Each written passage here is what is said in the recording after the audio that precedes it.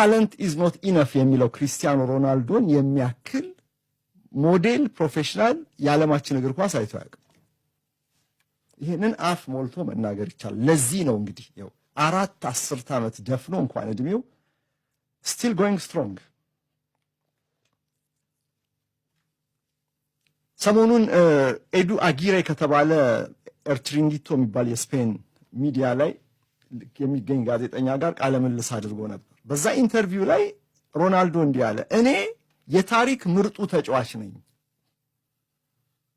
መሆኔንም ከልብ አምናለሁ። እንደኔ አይነት ተጫዋች አይቼ አላውቅም። ቁጥሮች አይዋሹም እኮ አለ። ስለ ራሱ ነው የሚመሰክረው እዚህ ጋር። እንደኔ አይነት ተጫዋች አይቼ አላውቅም። የራሱ መመዘኛዎች አሉ። ቀጣዩ ማይልስቶን፣ ቀጣዩ የክብረ ወሰን ፌርማታው 1000 የኬሪየር ጎል ላይ መድረስ ነው።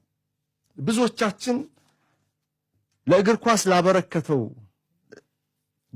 ደማቅ ፈርጥነቱ 1000 ላይ ደርሶ የልቡ እንዲደርስ እንመኛለን።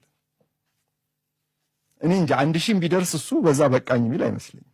ግን የዓለም ዋንጫን የማሸነፍ ህልም አሁንም በውስጡ አለ